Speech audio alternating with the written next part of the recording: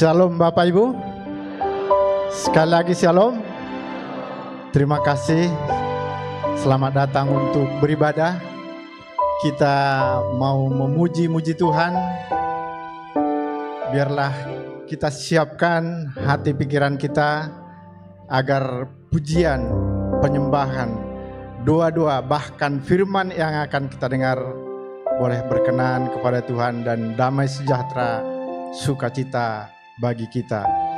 Baik, saya jemput Bapak Ibu untuk bangkit berdiri. Kita bersaat teduh dan menerima votum dan salam dari hambanya.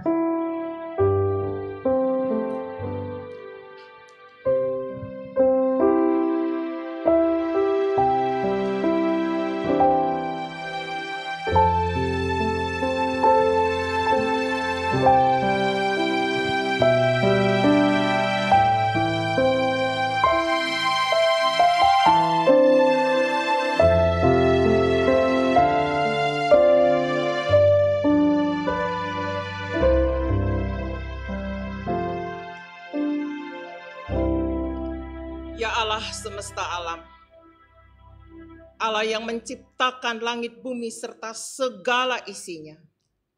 Engkau yang memiliki segala-galanya dan Engkau berkuasa atas semuanya. Engkau raja di atas segala raja, Allah yang maha kuasa, maha tahu, maha mengasihi, dan telah mengutus putra tunggalmu untuk menanggung semua dosa umat manusia yang telah Engkau ciptakan. Dan di dalam darah anak domba kami disucikan dan dikuduskan sehingga dapat menghadap Engkau. Sebab itu turunlah atas ibadah kami hari ini anugerah, sejahtera, hikmat, pengetahuan, pewahyuan yang baru tentang kebenaran-kebenaran-Mu yang membebaskan, yang memerdekakan, sehingga kami mampu mengenal suara-Mu dan siap menaatinya. Hidup ini Tuhan ubahkan oleh setiap kebenaran yang kami pahami dan yang kami lakukan, menjadi sebuah kesaksian yang nyata, yang hidup, yang dapat dibaca oleh setiap orang yang kami jumpai, mulai dari rumah tangga kami sampai ke ujung bumi. Damai sejahtera tetap atas umat-Mu. Amin. Jemaat masih tetap berdiri, dengarkan penuntun ibadah kita hari ini dari Yesaya 64 ayat 1 dan 2. Demikian firman Tuhan. Aku telah berkenan memberi petunjuk kepada orang yang tidak menanyakan aku. Aku telah berkenan ditemukan oleh orang yang tidak mencari aku. Aku telah berkata, ini aku, kepada bangsa yang tidak memanggil namaku. Sepanjang hari aku telah mengulurkan tanganku kepada suku bangsa yang memberontak, yang menempuh jalan yang tidak baik, dan mengikuti rancangannya sendiri. Apapun kondisi hati kita hari ini, mungkin badan kita ada di sini, roh kita, pikiran kita melayang-layang kemana-mana. Tuhan sedang mencari engkau. Amin. Jemaat silakan duduk.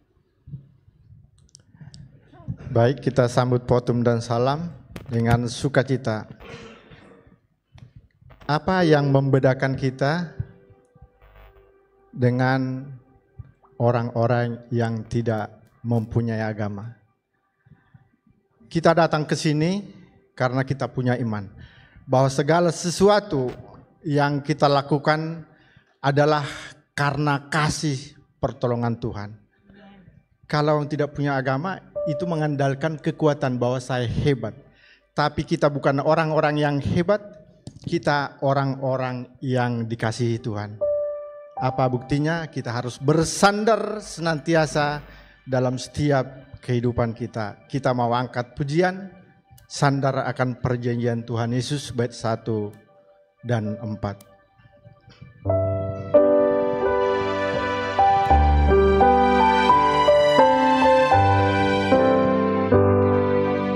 Marilah bersandar pada Al-Masih, pujian dan hormat padanya diberi. Oleh firman Allah kami terus menang, sambil harapkan perjanjian.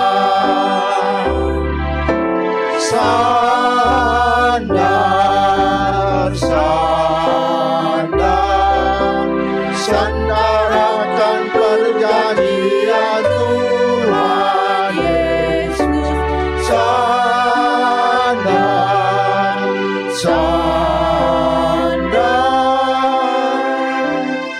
Ku sandar akan janji penebus. Hai semua orang yang gemar menang, baca janji Tuhan serta yakinkan. Itulah senjatamu dan perisaimu dalam kau berharap janji-Mu.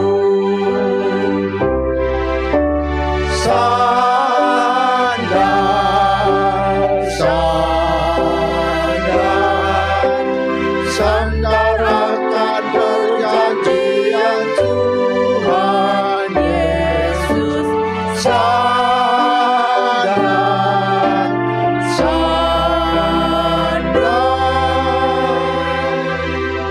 Ku sandar akan janji penebus.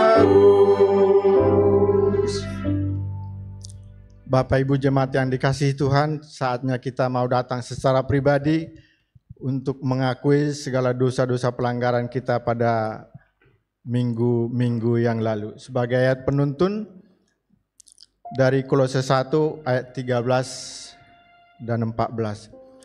Ia telah melepaskan kita dari kuasa kegelapan dan memindahkan kita ke dalam kerajaan anak-anaknya yang kekasih. Di dalam Dia kita memiliki penebusan kita, yaitu pengampunan dosa. Kalau kita mau dengan kerelaan hati mengakui dosa kita, Yesus adalah setia. Saya beri kesempatan bagi Bapak secara pribadi, nanti saya yang menutup. Kita mulai berdoa.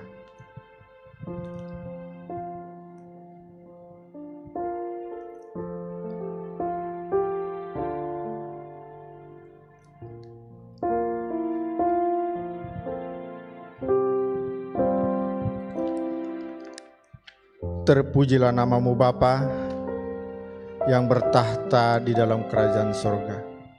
Tuhan, pada pagi hari yang indah ini, kami mengawali persekutuan dengan Tuhan. Sebelumnya Tuhan, kami mau datang secara pribadi lepas pribadi.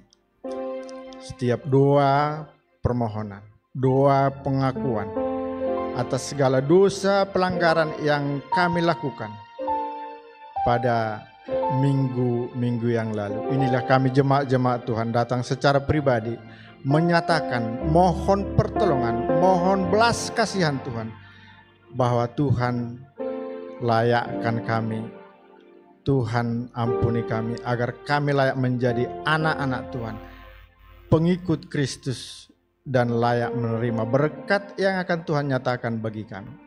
Di dalam nama Tuhan Yesus Kristus, inilah kami anak-anak-Mu Tuhan yang sudah menyatakan ikrar iman kami dan pengakuan dosa kami agar Tuhan memberkati kami. Di dalam nama Tuhan Yesus Kristus kami mengucap syukur dan berdoa. Amin.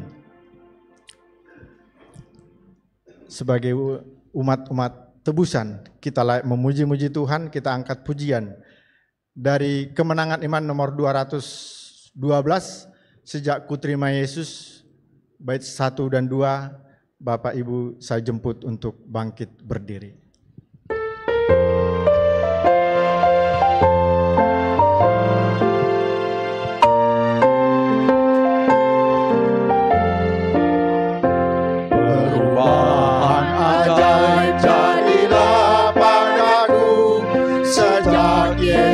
Ku terimalah, ada terang dalam hati dan harap penuh.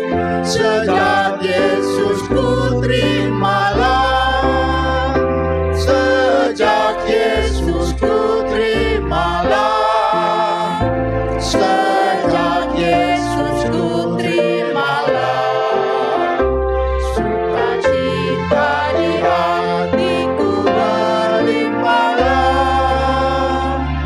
sejak Yesus ku terimalah. Jalan dosa dan gelap aku tak tinggalkan. Sejak Yesus ku terimalah, dosaku hilanglah, darahnya sucikan. Sejak Yesus ku terimalah, sejak Yesus ku terimalah, sejak Yesus ku terimalah, sukacita di hatiku berlimpahlah, sejak Yesus ku terimalah. Jemaat yang Tuhan Yesus kasihi, kita ada di sini di ruang kudus di hadirat Allah. Tuhan mengenal hatimu, Tuhan mengenal keperluanmu. Gunakan kesempatan ini untuk belajar connect sama Tuhan dan ambil kesempatan terbaik untuk bisa berdialog dengan Tuhan. Dia ada di sini. Dengarkan berita anugerah bagi setiap kita yang merasa, oh Tuhan, saya banyak berbuat salah. Yesaya 1 ayat 18 sampai ayat yang ke-20, demikian firman Tuhan. Marilah, baiklah kita berperkara firman Tuhan. Sekalipun dosamu merah seperti kirmisi, akan menjadi putih seperti salju. Sekalipun berwarna merah seperti kain kesumba, akan menjadi putih seperti bulu domba. Jika kamu menurut dan mau mendengar, maka kamu akan memakan hasil baik dari negeri itu. Dimanapun kita bekerja, apapun yang kita kerjakan, jika kita menurut, itu akan menjadi bahagian kita. Tetapi jika kamu melawan dan memberontak, maka kamu akan dimakan oleh pedang. Sungguh Tuhan yang mengucapkannya. Perhatikan cara kita mendengar Dia dan hati yang taat. Petunjuk hidup baru sekali lagi merupakan himbauan. Matius 11 ayat 28 sampai 30 memberikan kita janji. Marilah kepadaku semua yang letih lesu dan berbeban berat. Setelah dosa kita akui, masih merasa letih lesu berbeban berat, aku akan memberi kelegaan kepadamu. Pikulah kuk yang kupasang. Ketika Dia membebaskan kita, kita tidak merdeka tanpa tanggung jawab. Pikulah kuk yang kupasang dan belajarlah kepadaku. Karena aku lemah, lembut, dan rendah hati, dan jiwamu akan mendapat ketenangan. Sebab kuk yang kupasang itu enak, dan bebanku pun ringan.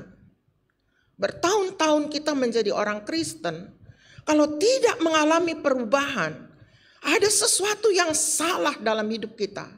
Dengarkan suara Tuhan, dan bertobatlah. Baru kita akan mengalami pertumbuhan, perubahan, karena Allah kita tidak pernah ingkar janji.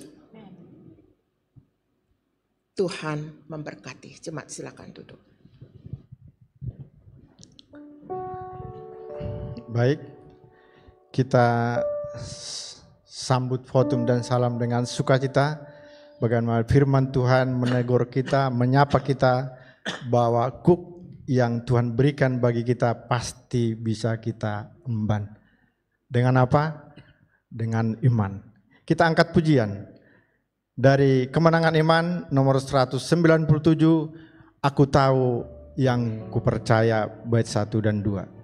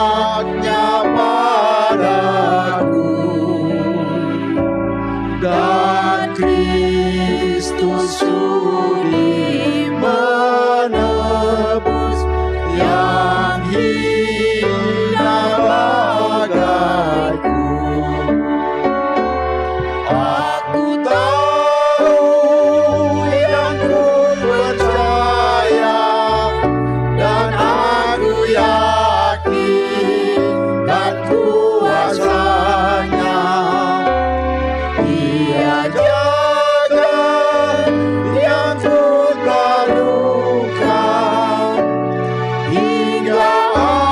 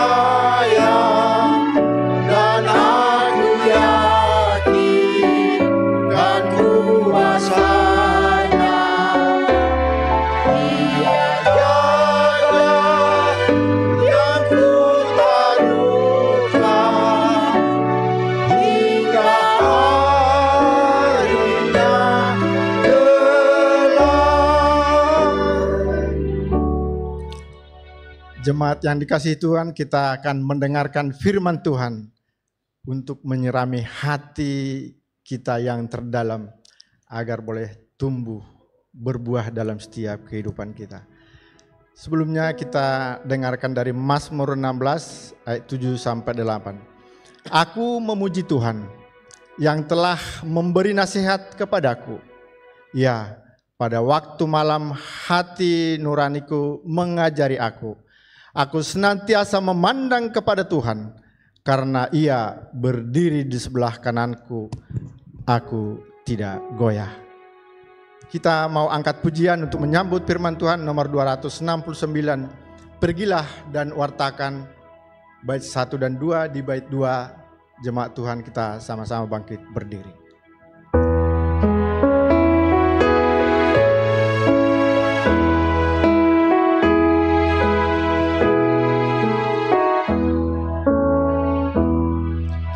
Hai, masukkan Injil Tuhan, dunia sekarang amat gelap, berkeliling kesusahan, iblis bekerja tetap. Masukkanlah,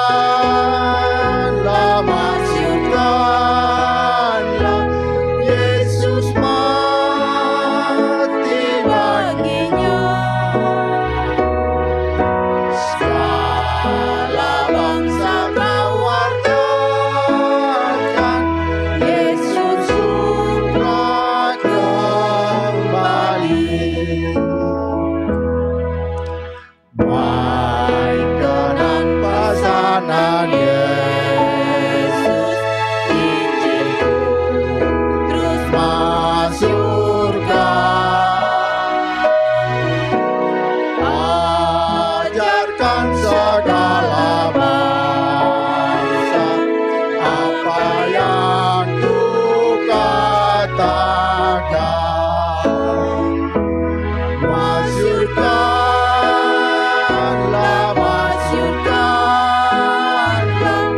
Yesus mati baginya. Segala bangsa kau wartakan, Yesus telah kembali. Terima kasih Tuhan, oleh karena janji-Mu yang begitu indah, yang menyertai kami sampai akhir zaman.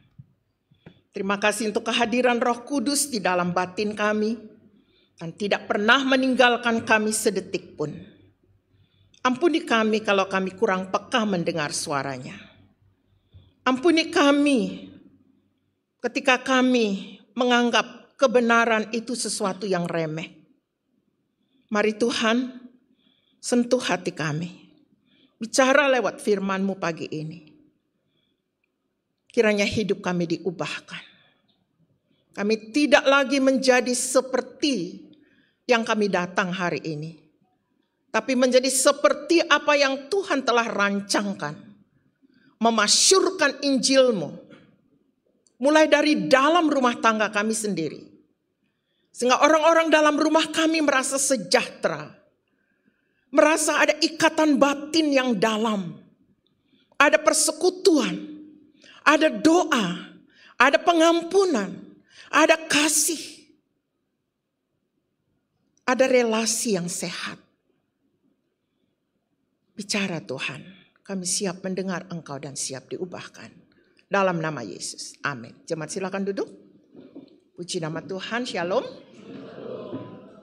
Kiranya damai sejahtera Tuhan menyertai kita semua. Firman Tuhan pada pagi hari ini bertema dari nubuat ke pencurahan. Kita sudah melewati kelahiran Yesus, masa pelayanannya, dia disalibkan, dia bangkit, dia naik ke sorga, dan Roh Kudus dicurahkan. Jangan pernah lupa itu. itu bukan sekedar catatan sejarah, tetapi itu realita bagaimana Allah menjangkau manusia. Itu sebabnya tema hari ini adalah dari nubuat ke pencurahan.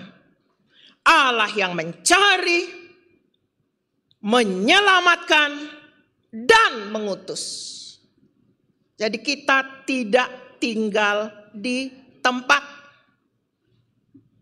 Allah yang mencari, menyelamatkan, dan mengutus. Apa arti kenaikan Kristus dan Pentakosta bagi kita hari ini? Banyak orang Kristen hanya melihat peristiwa-peristiwa ini sebagai peristiwa sejarah belaka. Itu sebabnya mereka hidup seperti orang-orang Kristen yang mati, tidak mengalami perubahan apa-apa. Namun sesungguhnya peristiwa itu bukan sekedar sejarah. Kenaikan Kristus dan Pentakosta adalah puncak penggenapan nubuat dan awal perubahan dunia. Minggu lalu kita sudah mendengarkan kebenaran firman Tuhan bagaimana peranan Allah Tritunggal dalam hidup orang percaya dari segala bangsa menjadi nyata. Telah nyata dan sangat nyata pada hari Pentakosta 17 bangsa berkumpul. Dan seterusnya sampai nanti Kristus datang kembali, segala bangsa harus dijangkau. Ia tidak akan datang kecuali Injil ini telah menjangkau segala bangsa. Hari ini kita berada di masa setelah merayakan kenaikan Yesus dan Pentakosta secara khusus. Namun izinkan saya bertanya dengan jujur. Sekali lagi, apa arti semua itu bagi kita hari ini? Dengan kondisi seperti apa engkau datang ke rumah Tuhan hari ini? Apakah kenaikan dan Pentakosta hanya dua peristiwa sejarah yang kita kenang setiap tahun tanpa mengalami perubahan yang berarti? Atau adakah sesuatu yang lebih besar yang Tuhan ingin kita hidupi hari ini?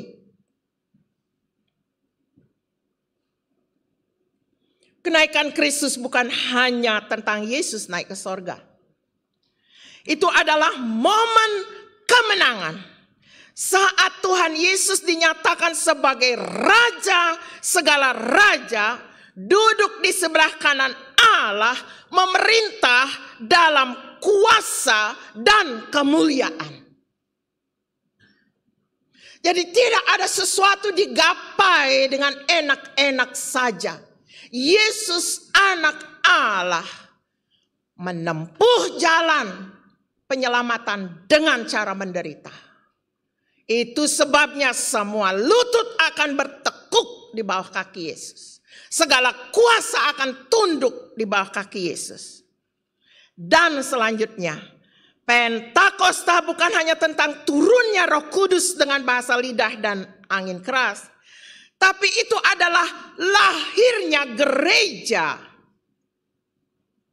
Hari di mana Allah kuasanya mulai bekerja melalui umat yang biasa-biasa saja. Untuk membawa kabar selamat bagi dunia.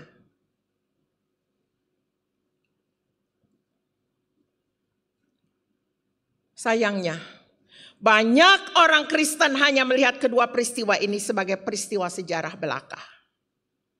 Padahal ini adalah puncak penggenapan nubuat Allah dan titik awal dari perubahan dunia.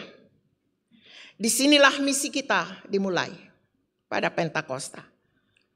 Disinilah kita diubah dari penonton menjadi pelaku.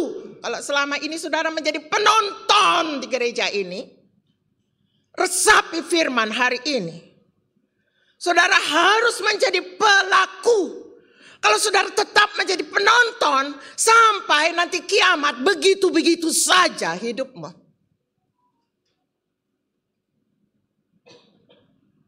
Harus menjadi pelaku dalam karya Allah. Dan bagian kita, bagian saudara, bagian saya masih terus berlangsung sampai kita menanggapinya. Mari kita melihat bersama dari firman Tuhan hari ini. Bagaimana karya Kristus naik ke surga dan mengutus Roh Kudus terus berdampak dalam kehidupan nyata kita. Melalui janji, melalui kuasa, dan pengharapan yang mengubahkan segalanya. Kalau saudara belum merasakan perubahan Injil, ada sesuatu yang salah di dalam hidupmu.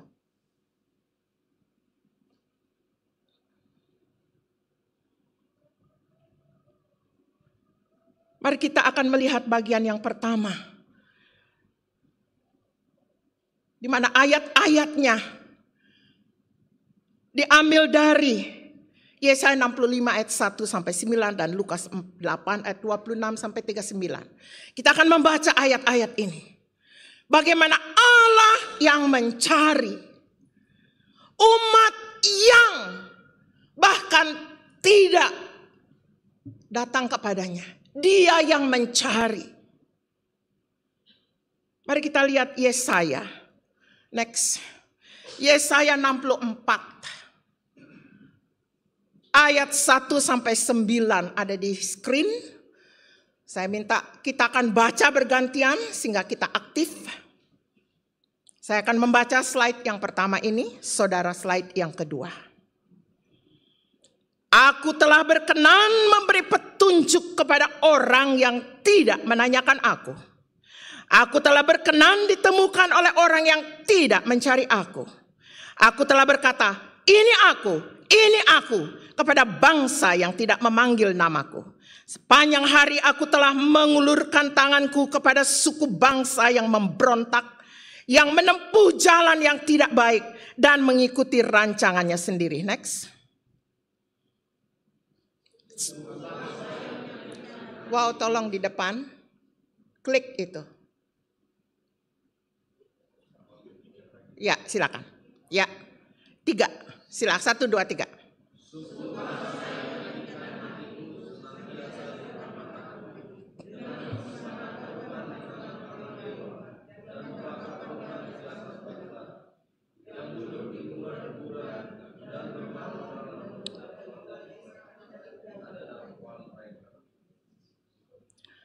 Yang berkata, menjauhlah, janganlah meraba aku. Nanti engkau menjadi kudus olehku. Semuanya ini seperti asap yang naik ke dalam hidungku, seperti api yang menyala sepanjang hari. Sesungguhnya telah ada tertulis di hadapanku. Aku tidak akan tinggal diam. Malah aku akan mengadakan pembalasan. Ya, pembalasan terhadap diri mereka. Silakan lanjut.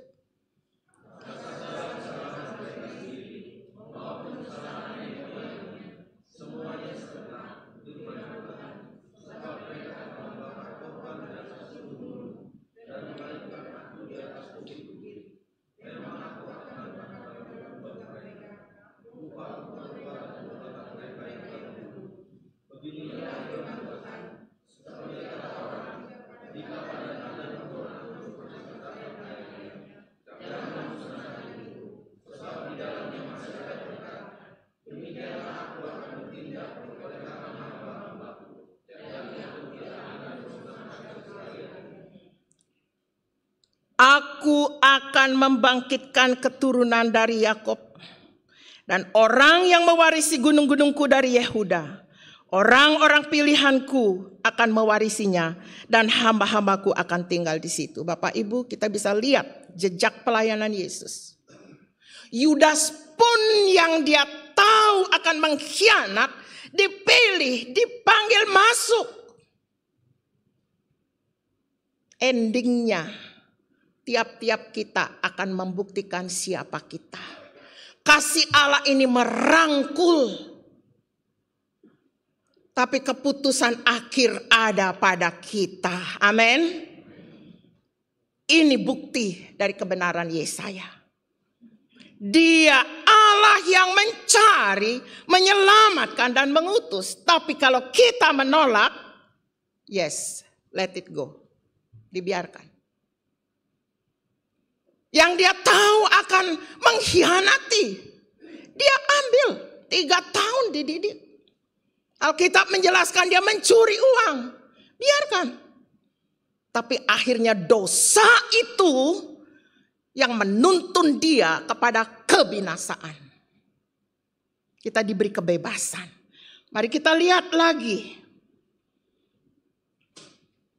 Hal yang berikut yang Tuhan kerjakan di hati seseorang. Bahkan ini gila, saudara. Lukas 8 ayat 26 sampai 39. Ini gila. Tuhan datang mencari ke daerah yang najis bagi orang Yahudi. Yesus sengaja datang ke sana hanya untuk menyelamatkan 1 jiwa. Saya baca slide pertama dan kemudian saudara yang berikut. Lalu mendaratlah Yesus dan murid-muridnya di tanah orang Gerasa yang terletak di seberang Galilea. Setelah Yesus naik ke darat, datanglah seorang laki-laki dari kota itu menemui dia. Orang itu dirasuki oleh setan-setan dan sudah lama ia tidak berpakaian dan tidak tinggal dalam rumah, tetapi dalam pekuburan. Next.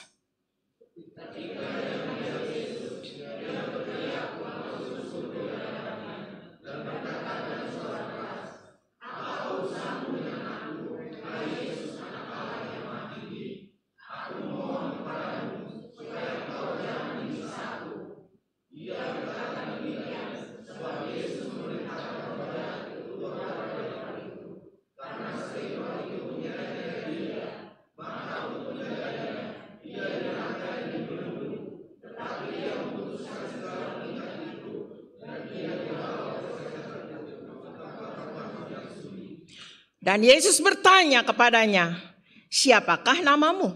Jawabnya, Legion, karena ia kerasukan banyak setan. Lalu setan-setan itu memohon kepada Yesus supaya ia jangan memerintahkan mereka masuk ke dalam jurang maut. Next.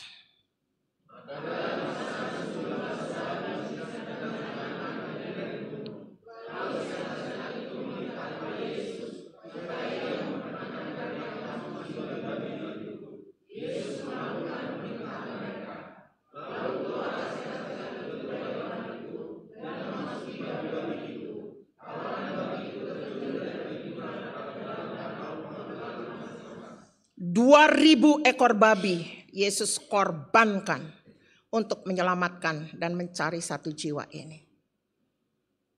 Saya membaca ayat berikut. Setelah penjaga babi itu melihat apa yang telah terjadi, mereka lari lalu menceritakan hal itu di kota dan di kampung-kampung sekitarnya. Dan keluarlah orang-orang untuk melihat apa yang telah terjadi. Mereka datang kepada Yesus dan mereka menjumpai orang yang telah ditinggalkan setan-setan itu duduk di kaki Yesus. Ia telah berpakaian dan sudah waras, maka takutlah mereka. Sebelum saudara lanjut, ketika Tuhan menyentuh hati kita, kita akan duduk di kaki Yesus walaupun sebelumnya kita gila. Amin. Kuasa Allah yang maha tinggi sanggup mengadakan perubahan seperti itu. Next.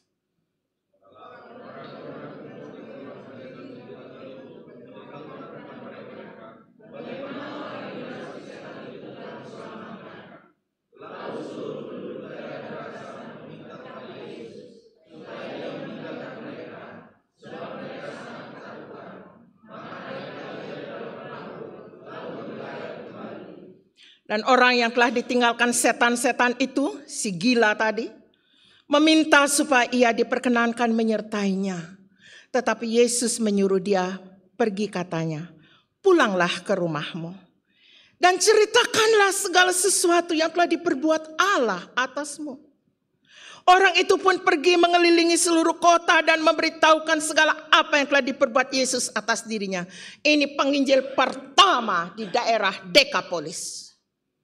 orang gila yang diselamatkan. Saudara akan menjadi pembawa berita keselamatan Allah jika saudara merespon atas keselamatan yang beri. Tapi jika tidak, berpuluh tahun saudara menjadi orang Kristen, tidak ada perubahan dan saudara sendiri bosan. Ini Allah ada atau enggak? Doa saya didengar atau tidak? Mari kita berkaca dari orang gila ini. Amin. Nah, saudara, kita lanjutkan. Allah sungguh-sungguh menyatakan diri, mencari, mengejar manusia. Ia yang lebih dulu mempunyai inisiatif mencari, mengejar kita dengan kasih karunia-Nya. Kembali saya masukkan Yudas. Udah kurang apa kasih karunia Tuhan sama Yudas?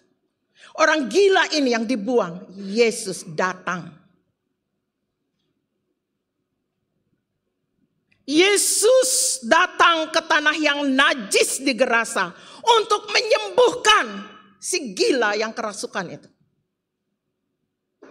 Kita sekarang dipanggil menjangkau yang tersisih. Mungkin orang itu ada dalam rumah kita. Tapi kalau kita belum mengalami perubahan, tidak akan bisa podoai, gila sama gilanya. Sadarkah saudara? Mungkin tidak terlalu gila. 10% aja mungkin. Tapi itu cukup membuat kita sesat. Tidak ada perubahan. Bertahun-tahun sama saja. Padahal firman itu hidup dan berkuasa.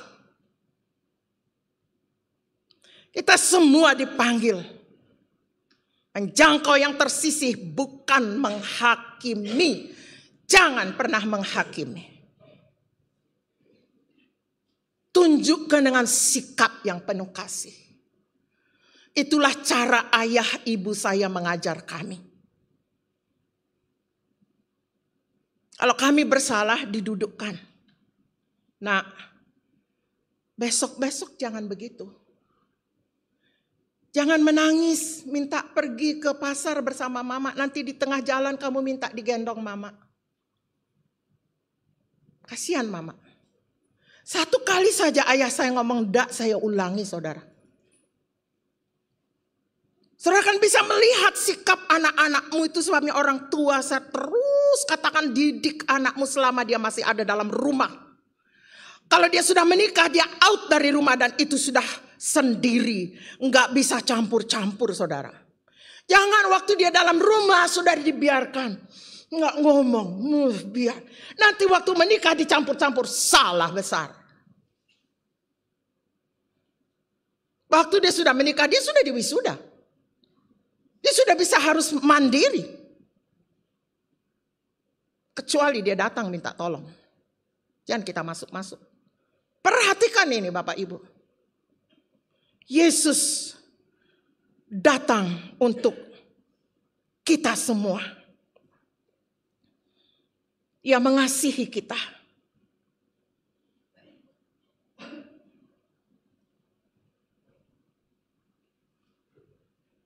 Semua yang kita bahas menggambarkan hati Tuhan yang penuh belas kasihan. Ia tidak hanya dekat kepada orang benar, tapi juga kepada orang yang memberontak bahkan, yang berdosa, yang jauh darinya. Itulah yang Yesus lakukan. Dalam Yesaya 65 dan Lukas 8 ini. Yesus pergi bahkan ke wilayah yang dianggap najis. Yesus tidak menghindari orang yang najis. Yesus mendekat, menyembuhkan, serta memulihkannya. Ini bukan kebetulan. Ini adalah penggenapan langsung dari Yesaya 65 tadi. Yesus datang kepada orang yang bahkan tidak mencari dia. Apalagi saudara datang. di tempat ini. Yesus mau berhadapan dengan saudara dengan penuh kasih. Kepada orang yang tidak punya harapan seperti si gila tadi. Justru ketika dia dilepaskan, dia menjadi penginjil pertama di daerah Dekapolis. Saudara, ketika saudara menerima kelepasan dari Tuhan, saudara akan menjadi saksi di rumahmu yang pertama. Amin. Orang tua saya diusir 180 km, tidak gentar, tidak ada warisan, membangun rumah baru di hutan belantara sana. Dan dia sangat mempercayai firman Tuhan. Anak cucu orang yang takut akan Tuhan tidak akan meminta-minta sedekah. Amin. Tuhan punya rencana besar dalam hidupmu. Dengarkan dia. Ilustrasi untuk menjelaskan ini. Anak yang hilang ditemukan. Bayangkan ada seorang ayah yang kehilangan anaknya di tengah keramaian pasar malam. Si anak belum bisa bicara dengan jelas dan tidak tahu caranya kembali ke tempat semula. Ia hanya menangis di sebuah sudut, ketakutan dan kotor. Apa yang dilakukan sang ayah? Apakah sang ayah duduk diam, berharap anak itu kembali sendiri? Tentu tidak.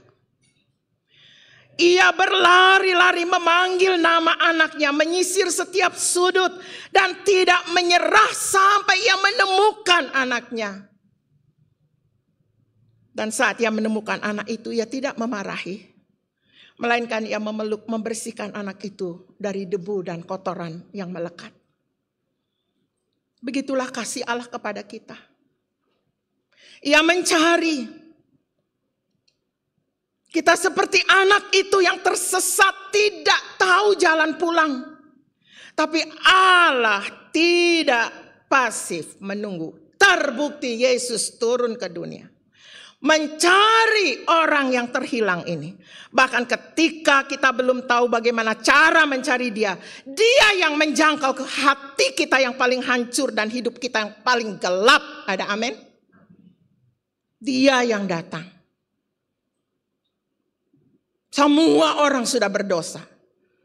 Tapi justru dalam keberdosaan itu dia datang mencari dan ingin menyelamatkanmu. Itulah yang terjadi di tanah Gerasa. Penggenapan dari Yesaya.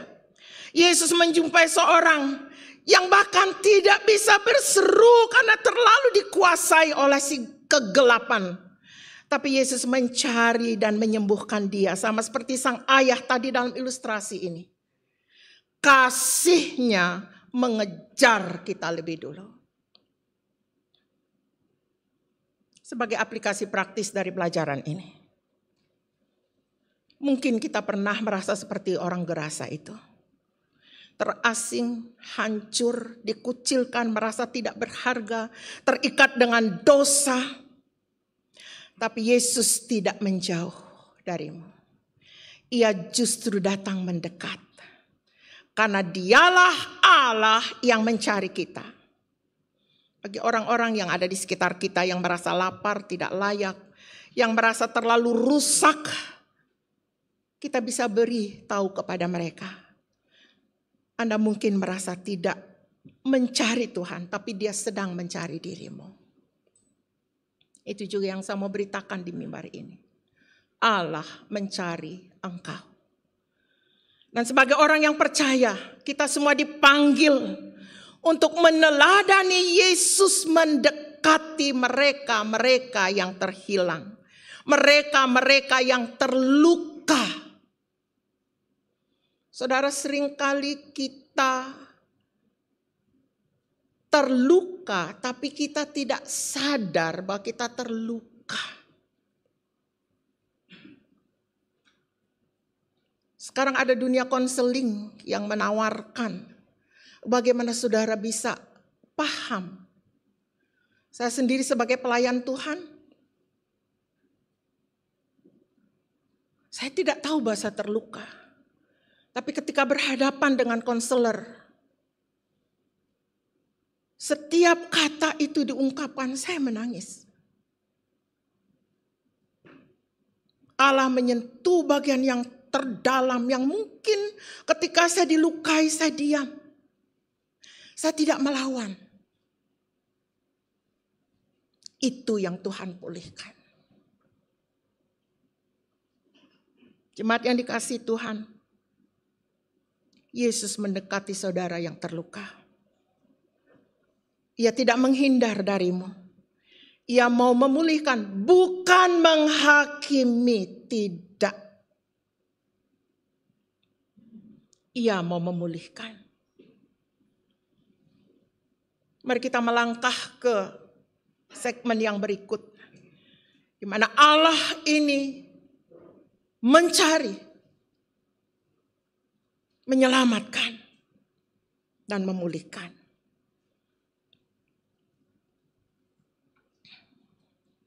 Kita akan melihat Allah mengejar manusia lebih dulu dan memulihkan. Kita lihat dalam Mazmur sekarang, satu nubuatan tentang kesengsaraan Kristus yang sudah digenapi. Dan kita tinggal menikmati hari ini. Next. Kita akan baca ayat dalam Mazmur ini. Ini adalah nubuatan tentang Yesus yang akan mati, disalibkan, dan bangkit dalam kemuliaannya. Saya akan baca slide yang pertama, berganti-ganti. Mazmur 22 ayat 18 sampai 27. Segala tulangku dapat kuhitung, mereka menonton, mereka memandang aku. Mereka membagi-bagi pakaianku di antara mereka. Dan mereka membuang undi atas jubahku. Tapi Engkau Tuhan, janganlah jauh. Ya kekuatanku, segeralah menolong aku. Next.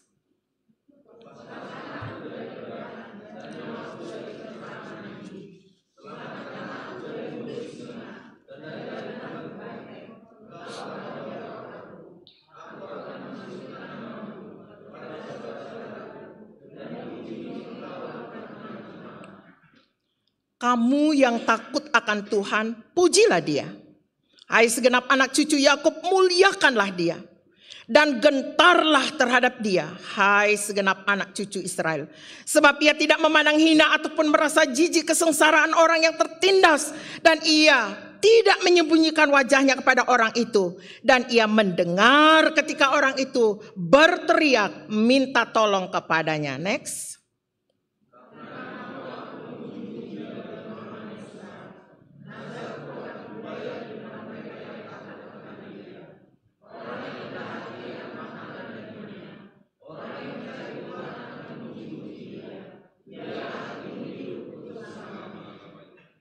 Ya, dari Mazmur ini kita melihat nubuatan Yesus. Orang membagi pakaiannya. Dari ayat 22 sampai 27 tadi yang kita baca, itu menunjukkan kebangkitan Yesus, pujian di tengah jemaat, dan berita kebenaran sampai ke bangsa-bangsa. Setelah Ia bangkit, Ia naik ke sorga, tanda bahwa misinya di dunia sudah selesai. Penerapan bagi kita, kenaikan Yesus bukan perpisahan tetapi perpindahan posisi otoritas. Kini Dia memerintah di sorga. Kita diingatkan bahwa kita tidak ditinggalkannya. Tapi sedang dipersiapkan untuk menerima sesuatu yang lebih besar. Itu sebabnya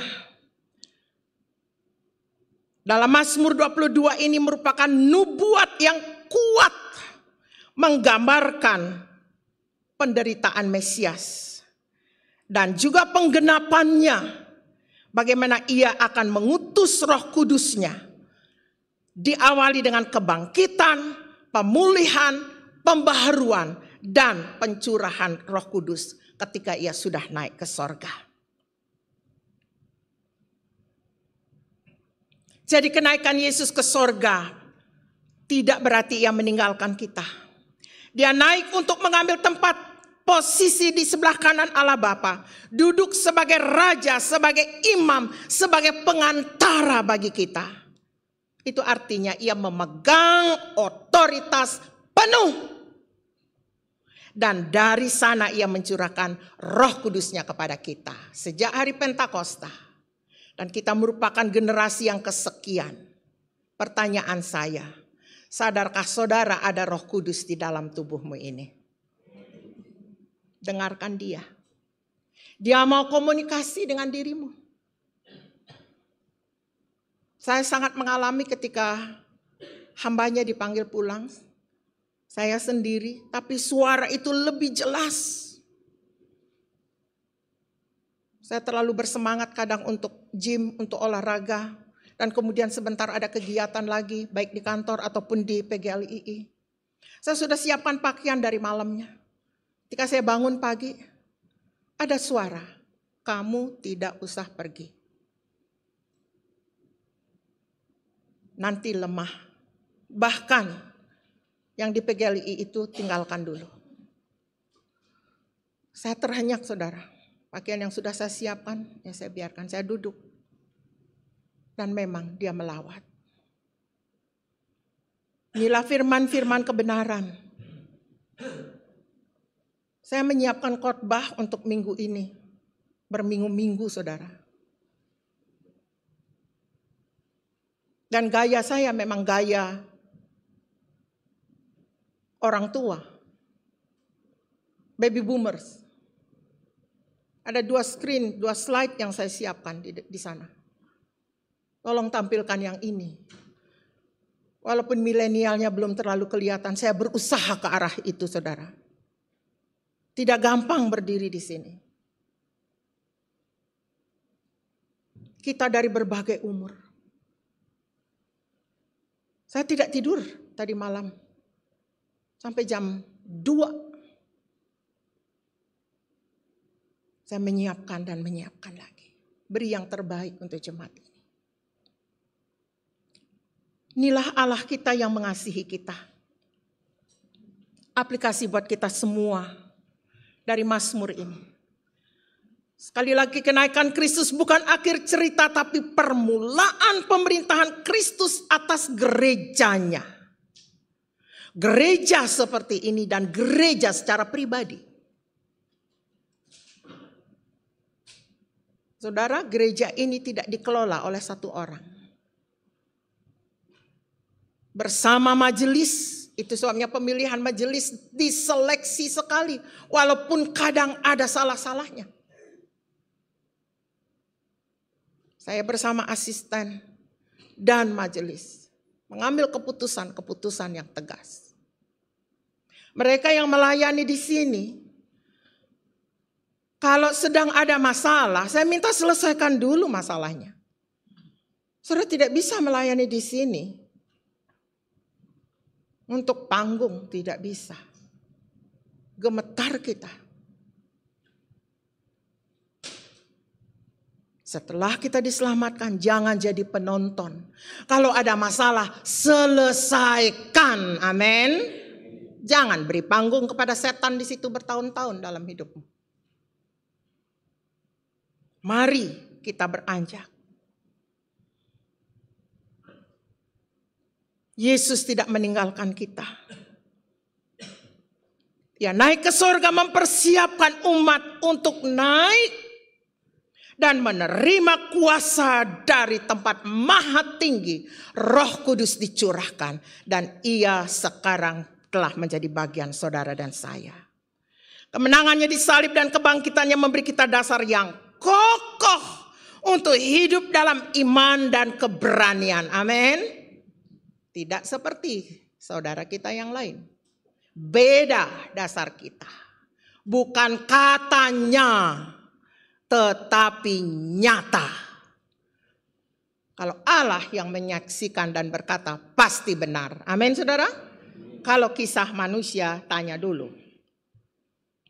Ilustrasi untuk poin yang kedua ini.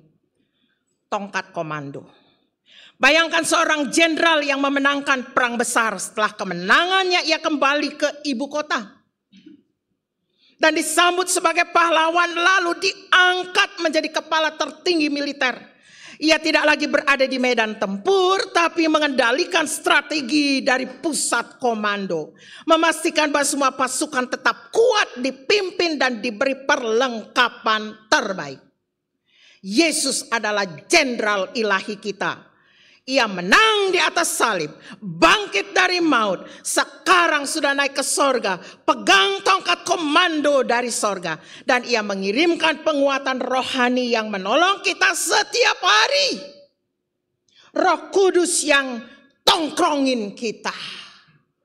Kalau kita sampai saat ini loyo-loyo dan tidak tahu arah hidup, mari hari ini dengarkan dia. Tuhan, saya harus berbuat apa? Amin. Ia memegang tongkat komando. Dia tetap bekerja, hanya dari posisi yang lebih tinggi. Mari kita masuk ke bagian yang ketiga. Bagian ini diambil dari Galatia. Pasal yang ketiga ayat 23 sampai 29. Tolong slide yang Galatia. Ya. Kita akan baca juga ayat ini berganti, hanya ada 3 slide. Sebelum iman itu datang, kita berada di bawah pengawasan hukum Taurat. Dan dikurung sampai iman itu telah dinyatakan. Saudara, bagaimana Allah mempersiapkan Israel untuk menerima kebenaran firman itu. Dimulai dari hukum Taurat, itu jadi kayak penuntun. Jadi hukum Taurat adalah penuntun bagi kita sampai Kristus datang. Supaya kita dibenarkan oleh iman. Next. Sekarang,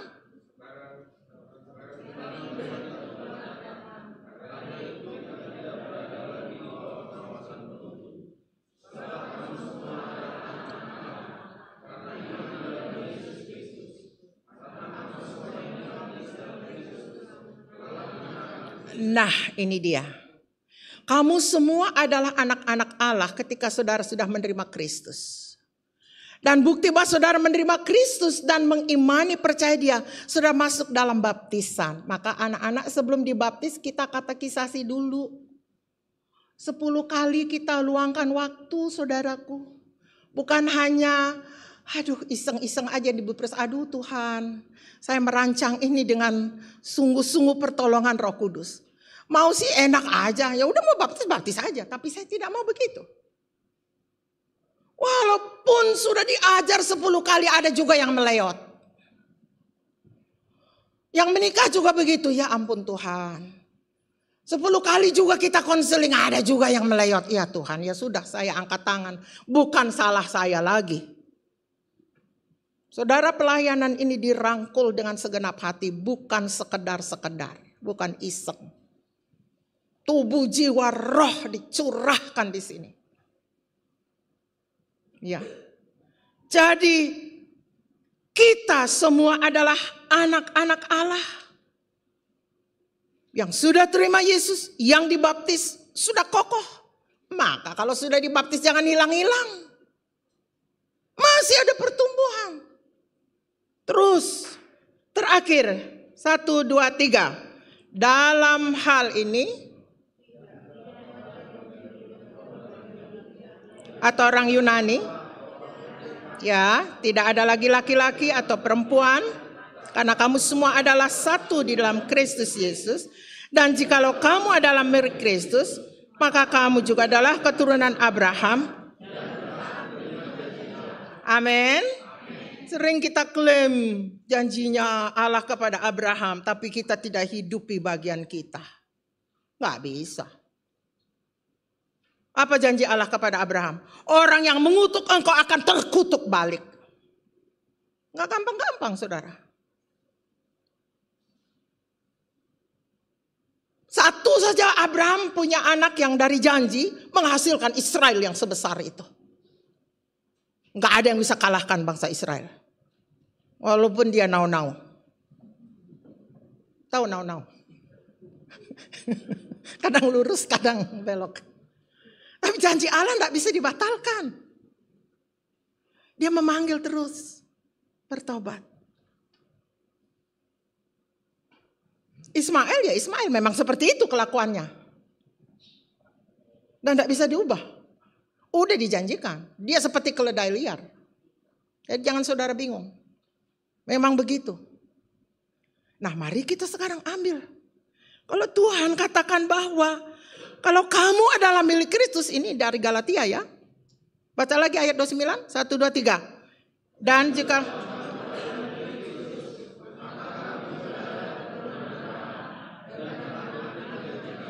iya, apa yang Tuhan taruh di hatimu hari ini lakukan. Saudara klaim itu janji Allah kepada Abraham. Jadi itu. Amin. Saya betul-betul kagum dengan iman orang tua saya yang hanya kelas 3 SD. Mazmur 112 itu andalan saya. Nah, nenek moyang kita nggak kenal Allah ini. Itu sebabnya kita seperti ini. Tapi Bapak kenal Allah ini. Beranikah saudara katakan kepada anak-anakmu, nah aku kenal Allah ini. Bapak akan hidup menuruti firman-Nya. Suka firman-Nya dan lakukan firman-Nya. Dan kamu sebagai anak, anakmu lagi, anaknya lagi akan diberkati. Amin. Berani saudara berkata begitu kepada anak-anakmu? Saya rasa belum berani. Mari perbaiki dulu hidup kita. Dia akan memberi kita keberanian itu. Saya tidak berani berdiri di mimbar ini kalau hidup saya tidak beres. Saya minta cuti, izin aja. Tak bisa saudara. Ya. Firman ini ya dan amin. Nah, kita masuk ke poin yang ketiga. Pencurahan Roh Kudus bagi semua bangsa. Bahwa di dalam Kristus kita semua disatukan. Dari suku Batak, suku apalagi itu Samaria. Apa saja itu. Kita satu. Amin. Itu sebabnya di sini tidak bersaing-saing. Gak ada klaster-klaster di sini. Saya walaupun orang Bali 1, 2 bunikan di situ sama Nini. Enggak merasa kecil. Kita sama di hadapan Tuhan. Amin. Jadi jangan saudara pikir, aduh suku saya sedikit di sini. Enggak apa-apa, di dalam Kristus kita menjadi satu. Karena kita sudah bukan terpisah lagi. Roh Kudus menyatukan kita. Ya. Nah, jadi Pentakosta itu adalah tanda bahwa Allah kini tinggal di dalam kita. Bukan hanya hadir secara fisik di luar kita. Setiap orang percaya adalah bagian dari tubuh Kristus, dipanggil untuk melayani. Jadi saudara yang masih jadi penonton, ayo terlibat melayani. Jadi Yesus naik ke sorga, mencurahkan Roh Kudus kepada para murid. Itu adalah bukti bahwa dari segala bangsa tidak ada lagi perbedaan orang Yunani, orang Yahudi, hamba atau merdeka, laki atau perempuan, semua satu di dalam Yesus Kristus. Jadi Roh Kudus tidak dibatasi oleh etnis, oleh status sosial, oleh jenis kelamin. Siapapun yang percaya menerima dia, benar-benar ini adalah kabar baik bagi kita semua. Bukan saja untuk ayah saya, tetapi untuk kita semua.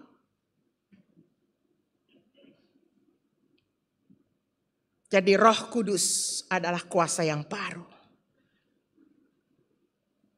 Bukan ketakutan.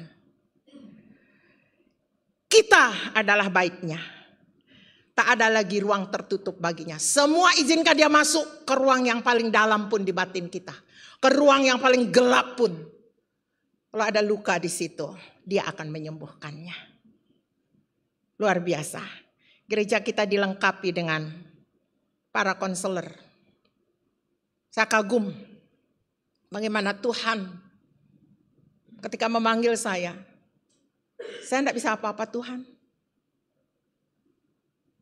Itu yang membuat saya menghindar. Tuhan bilang, aku akan menolongmu, aku akan melengkapimu. Kalau sampai hari ini ada banyak pelayan di sini, ada banyak yang sekolah, ada Asgam yang tampil, itu semua karena dia yang berjanji saudara. Saya tidak pernah suruh-suruh. Saya bukan tipe itu. Tuhan yang memanggil setiap mereka. Tuhan juga yang memanggil saudara ada di sini. Orang bilang pengajarannya Bu Pres keras. Ya keras. Karena saya mau saudara mengalami kebenaran. Amin. Saya tidak mau saudara hanya sekedar jadi orang Kristen, orang bilang Kristen sontoloyo. Enggak. Tahu kebenaran, alami kebenaran, ceritakan itu kepada orang lain. Amin. Karena ini benar, ini bukan bohong. Ya. Saudara yang sudah setengah bayar, siapkan dirimu. Suatu waktu anak-anakmu akan menikah semua. Engkau akan hidup sendiri seperti saya. Udah ditinggal sama pasangan. Apakah melayat-melayat? Enggak. Kita tegak berdiri bukan karena kekuatan kita. Tapi dia yang memanggil, menolong dan melengkapi. Yang masih punya anak kecil, set up dari sekarang. Tuhan, saya mau anak saya minimal lulus S1 Tuhan dan bisa bekerja. Tuhan, waktu saya dipanggil, saya tahu gereja Kemah Injil akan pindah-pindahkan pendetanya. Tuhan, pindahkan saya waktu anak saya universitas Tuhan. Itu doa saya. Tuhan jawab lebih lagi. Anggaran dasar malah diubah. Yang membangun gereja dari awal bisa di situ sampai mati. Malah kita hebat bukan? Apa saja kita punya gundah gulana, sampaikan ke Tuhan. Dia yang menjawab. Tepat waktunya. Waktu dokter bilang kamu tidak bisa punya anak. Saya katakan, tanya suami saya, Pak kita adopsi anak. Enggak usah mah. Setahun kemudian David lahir. Sempat sesudah itu saya keguguran dan dokter bilang susah punya anak kalau sudah dikuret. Ya sudah, saya pikir satu sudah. Tapi ada hamba Tuhan yang mendoakan saya waktu saya ikut mata kuliah rumah tangga Kristen. Ibu mau punya anak lagi, dia tahu kisah saya. Hah? Tuhan mau kasih lagi? Boleh kita minta. Dia doakan saya. Sebulan kemudian saya hamil Ica itu. Saya tidak tahu kalau saya hamil. Saya flu, saya minum insah. Pendarahan, saya ke dokter. Waduh, ini mau gugur bu. Kalau bibitnya bagus, dia akan stay tapi cacat. Kalau bibitnya nggak bagus, gugur, mati kok. Dua-dua mengerikan. Saya katakan buat mertua saya, Pak begini model, tenang, Bapak berpuasa, Bapak berdoa. 6 pendeta doakan saya. 1 pendeta diberi penglihatan, yang pernah mendoakan Elias Pikal. Pendeta Philips namanya, enggak tahu masih hidup enggak beliau. Dia kasih kartu nama tapi saya enggak tahu kalau Tuhan panggil saya seperti ini. Saya buang kartu nama itu. Bu, saya lihat anak ibu tidak cacat. Dia lahir normal. Tapi toh itu masih menggerogoti saya. Ketika Ica lahir, saya katakan, Pak, tolong lihat anak kita, periksa semua Pak. Lengkap enggak Pak? Betul saudara. Bapak datang habis dia menjual buku di Kalam Hidup. Mak, lengkap mak. Oh ya, puji Tuhan. Terus dia kecil, tumbuhnya kecil sekali. Orang panggil dia Kuntet. Jangan panggil anak saya Kuntet, panggil namanya Ica. Dia gak ada rambut, orang panggil dia botak. Jangan panggil dia botak. Panggil dia Ica. Saya tahu perkataan ini berkuasa saudara. Tumbuhlah dia seperti hari ini. Saudara, amin. Saudara memegang tongkat komandonya Allah. Jangan main-main. Para orang tua, anak-anak yang dikasihi oleh Tuhan. Mari kita melihat bahwa makna dan aplikasi yang kita bisa hidupi hari ini. Marilah kita hidup dalam identitas kita yang baru sebagai anak Allah. Marilah kita terlibat dalam misi. Sebentar lagi bulan misi ya Pak Pandu. Kita menjadi saksinya. Mulai dari rumah dulu. Tidak ada yang terlalu jauh dari kasih Allah. Semua dijangkau olehnya. Sebagai penutup dari firman hari ini.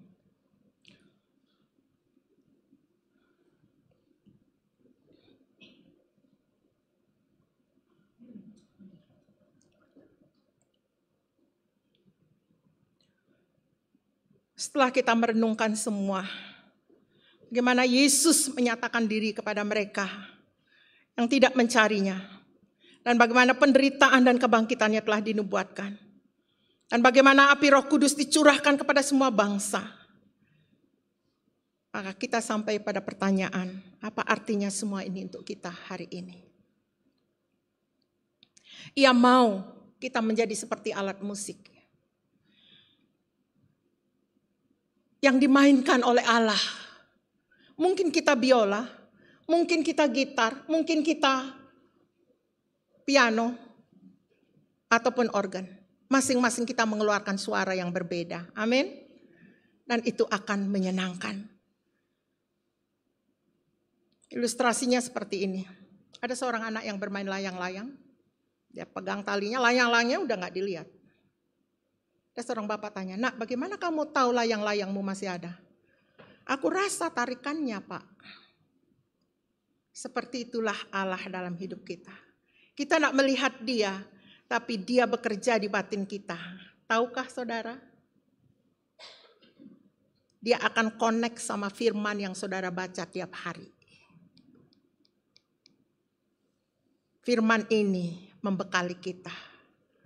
Jadi saya berkhotbah di sini, dia sudah menghantam saya lebih dulu. Baru saya bisa sampaikan kepada saudara. Firman ini sudah menjadi berkat bagi hidup saya secara pribadi. Dan pasti akan memberkati saudara. Izinkanlah Roh Kudus sekarang mengisi, memenuhi hidupmu. Mari kita tutup dalam doa. Tuhan Yesus, terima kasih banyak. Engkau tidak saja berbicara, tapi Engkau menjadi contoh. Tinggalkan sorga. 33 tahun Engkau berkarya di bumi sebagai manusia biasa. Engkau tidak menggunakan keilahianmu untuk menggampangkan penebusan ini. Engkau sungguh merasakan kesakitan. Engkau sungguh berpuasa. Dan kuasa Roh Kudus menyertaimu ketika engkau dibaptis, Roh Kudus turun. Dan sesudah itu baru engkau melayani banyak orang. Tuhan, kiranya kami mencontoh kehidupanmu. Mari Roh Kudus penuhi kami. Sehingga kami mampu menjadi saksimu di dalam rumah kami sendiri. Sebagai ayah, sebagai ibu, sebagai suami, sebagai istri. Kiranya inti pengajaran Allah ada di situ. Dan rumah kami dipenuhi oleh kehadiranmu, oleh kuat kuasamu. Sehingga kegelapan tidak ada di dalamnya. Hari lepas hari engkau menyatakan berkat-Mu. Engkau berbicara dan hubungan yang manis terjalin di antara kami. Hamba mohon berkat ini dalam nama Yesus. Amin.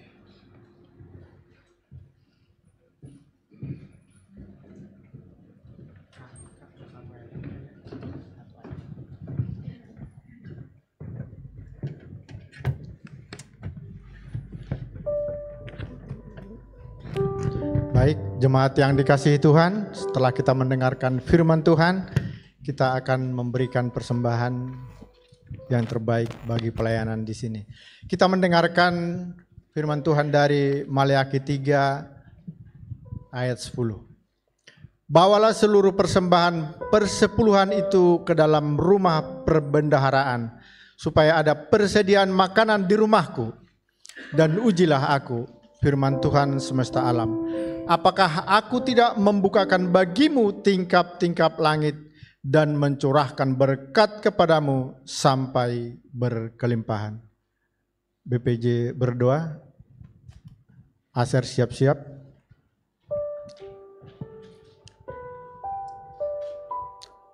Jemaat kita juga ada di bawah. Satu orang ke bawah. Udah.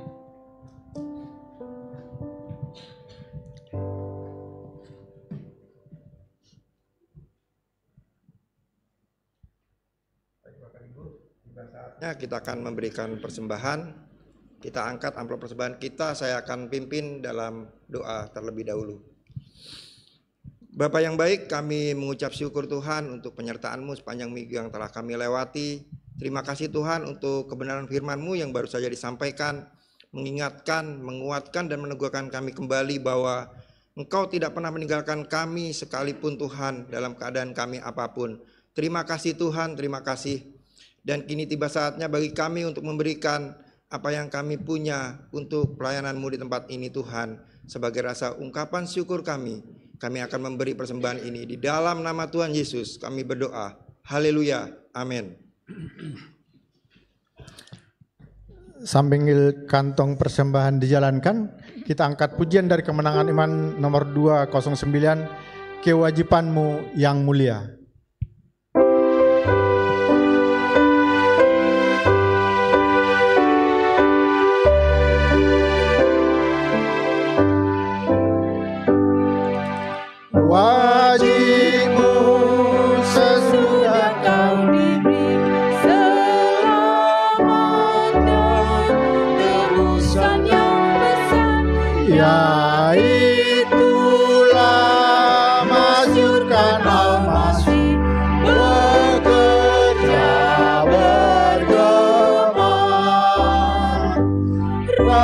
rajin bekerja dan masukkan Al-Masih, baik wartakan darah Yesus penebus,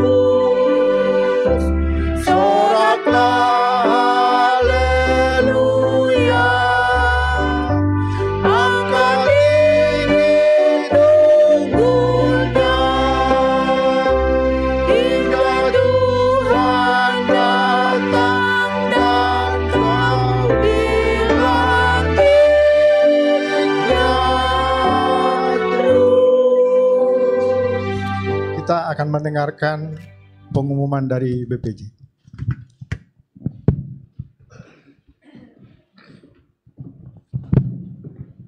Salam. Puji nama Tuhan. Kami mau menyampaikan pengumuman jemaat Minggu 22 Juni 2025. Salam sejahtera. Terima kasih atas kehadiran Bapak Ibu Saudara yang dikasihi Tuhan. Berikut kami sampaikan beberapa pengumuman jemaat.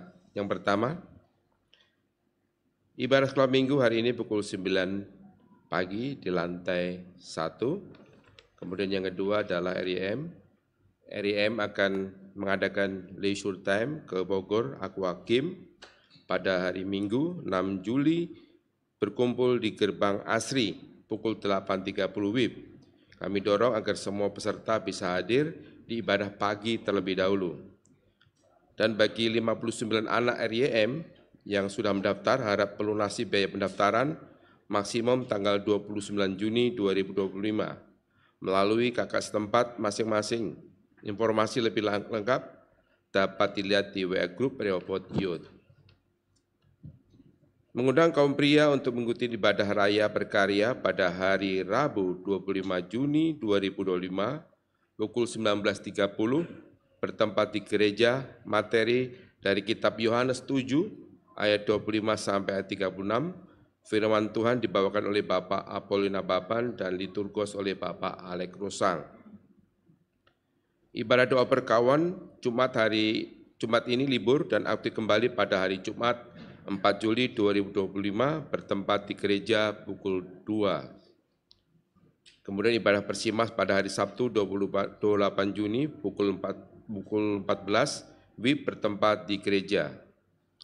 Persekutuan keluarga muda pada hari Sabtu 5 Juli pukul 16.30 WIB bertempat di gereja.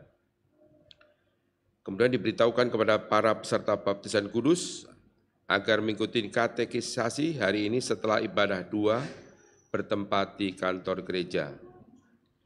Gereja akan mengadakan Pastor Appreciation Month pada bulan Juli 2025. Jadwalnya sebagai berikut. Tanggal 13 Juli yang diapresiasi adalah Ibu Gembala Sidang Pendeta Nyoman Priscilla. Penanggung jawabnya adalah RIM. Pada tanggal 20 Juli yang diapresiasi Bapak Asisten Gembala sekaligus Gembala RIM, Evangelis David Paswal, penanggung jawabnya Perkarya dan Persimas. Pada tanggal 27 Juli yang diapresiasi adalah Ibu Gembala Anak, Pendeta Dewi Sartika Tobing, penanggung jawabnya adalah Perkawan dan Sekolah Minggu. Mari jemaat semua turut ambil bagian menyatakan kasih dan terima kasih untuk mereka yang sudah setia mengajar, membimbing, dan mengembalakan kita di tengah perjalanan iman sebagai satu tubuh Kristus. Gereja akan melayani upacara penyerahan anak pada hari Minggu 6 Juli di ibadah 2. Bagi orang tua yang akan menyerahkan anak wajib mengikuti konseling sebanyak 2 kali yang akan dilaksanakan pada hari ini, Minggu depan tanggal 29 Juni pukul 11.30 bertempat di kantor gereja. Gereja mengucapkan selamat ulang tahun kepada 9 jemaat yang berulang tahun pada hari ini. Demikian pengumuman jemaat hari ini, Tuhan Yesus memberkati.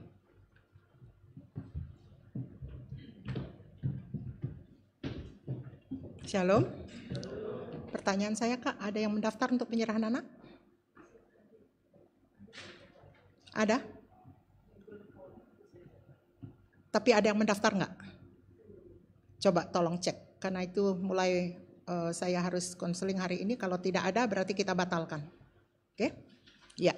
Saudara tahu gereja ini dikelola sedemikian rupa oleh banyak orang. Jadi informasi-informasi yang dibutuhkan tolong segera ditanggapi. Karena semua kita melayani dengan tertib dan teratur dan ada bagian-bagiannya. Ya. Tidak seperti gereja lain, gembalanya otoritator sini. Tidak, di sini tidak seperti itu. Ya. Jadi mohon diperhatikan. Saya menyambut saudara yang berulang tahun pada sepanjang minggu ini dan pagi ini tampaknya hanya satu yang hadir yaitu saudara Sisilia Brigita Pesik. Silakan berdiri. Iya. Saudara Rapika Chandra diwakili ya oleh bapaknya. Mana Rapikanya? Belum pulang. Oke, terima kasih Bapak. Dan juga dia tidak menuliskan pokok doanya Bapak. Jadi saya doakan umum saja ya. Jadi semua yang ulang tahun saya kontak loh. Kalau saudara nggak tuliskan pokok doanya ya saya umum saja. Ya, Bapak James Mawengkang apakah hadir? Saya takut dia tidak tulis tapi hadir. Tidak ya? Oke, saya tanya. Maraja tidak. Kemudian Joanna tidak ada juga. Ibu Kontaria tidak ada juga. Ibu Dalfri tidak. Dua ada Bobby. Mari kita berdoa. Tuhan yang baik, ini kedua anakmu berdiri yang siap merayakan hari ulang tahun kasih karuniamu. Sisil tepat hari ini. Demikian juga Bobby Rapika Chandra. Sayangnya dia tidak hadir tapi diwakili oleh ayahanda tercinta. Hamba berdoa untuk kebutuhan Sisil secara khusus. Tuhan beri dia lulus kuliah dan dapat pekerjaan tahun ini. Doa hambamu beri dia semangat untuk belajar dan menyelesaikan skripsinya. Dan taat kepada Tuhan. Berkati Tuhan. Berkati Bobby. Bapaknya mewakili hamba berdoa kiranya Bobby bertambah kuat di dalam iman. Semakin mengenal Kristus. Dan semakin dalam cintanya kepada Yesus. Berkati semua pekerjaannya, masa depannya. Dalam nama Yesus hamba mohon berkat ini. Amin. Saudara yang dekat tolong ucapkan selamat ulang tahun. Tuhan memberkati. Tuhan menjawab doamu. Kita bangkit berdiri. Kita akan akhiri ibadah kita. Satu ayat pujian terakhir. Bapak Ibu, kita angkat pujian dari Kemenangan Iman untuk mengakhiri ibadah kita. Sampai bertemu lagi. NKI nomor 237.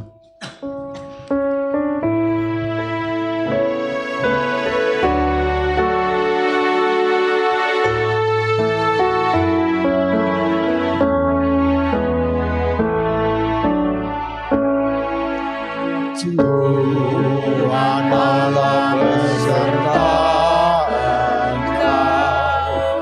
sampai bertemu kembali. Kasih Kristus mengawali. Tuhanlah tetap pelindungmu sampai bertemu.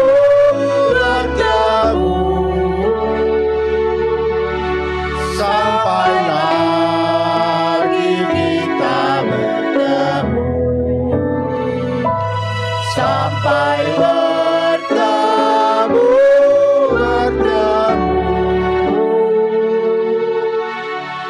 Tuhanlah tetap pelindungmu. Rasuli kita di hadapan Allah Tritunggal. 1, 2, 3. Aku percaya kepada Allah, Bapa yang Maha Kuasa, Khalik langit dan bumi, dan kepada Yesus Kristus anak yang tunggal Tuhan kita, yang dikandung dari Roh Kudus, lahir dari anak darah Maria, yang menderita sengsara di bawah pemerintahan Pontius Pilatus, disalibkan, mati dan dikuburkan, turun ke dalam kerajaan maut. Pada hari yang ketiga, bangkit pula dari antara orang mati, naik ke sorga, duduk di sebelah kanan Allah, Bapa yang Maha Kuasa, dan akan datang dari sana untuk menghakimi orang yang hidup dan yang mati. Aku percaya kepada Roh Kudus, gereja yang kudus dan am, persekutuan orang kudus, pengampunan dosa, kebangkitan tubuh, dan hidup yang kekal. Amin. Saudara tenang sejenak, beri respon kepada Allah untuk apa yang Dia katakan dalam hatimu, dan naikkan satu doa pendek yang paling engkau butuhkan dalam minggu ini. Sebelum saya akan mengucapkan doa berkat.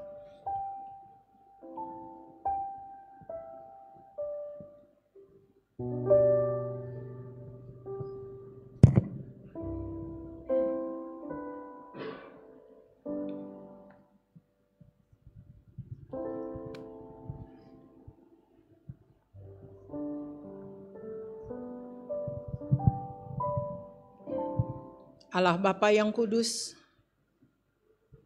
dengarlah, lihatlah hati anak-anak-Mu. Berbicaralah kepada mereka, walaupun mereka sudah keluar dari ruangan ini. Biarlah dalam 1 minggu ke depan, akan ada perubahan-perubahan yang Tuhan kerjakan. Bagaikan satu benih yang jatuh ke tanah dan mulai tumbuh. Dan akan tumbuh besar, menghasilkan buah. Firman-Mu hidup dan berkuasa. Dan jika ia jatuh di tanah hati yang baik, ia akan tumbuh dan menghasilkan buah yang memberkati dia dan memberkati banyak orang. Apa saja yang Tuhan perintahkan dalam hatimu, lakukan, saudara akan melihat kemuliaan-Nya. Karena Dia mau saudara aktif. Arahkan hatimu kepada Tuhan dan terimalah berkat ini dengan iman. Tuhan memberkati engkau dan melindungi engkau. Tuhan menyinari engkau dengan wajah-Nya dan memberi kau kasih karunia. Tuhan menghadapkan wajah-Nya kepadamu dan memberi engkau damai sejahtera. Di dalam Dia segala kebutuhanmu terpenuhi. Berkat ini turun atasmu dalam nama Allah Bapa, Anak, dan Roh Kudus yang percaya. Katakan, amin.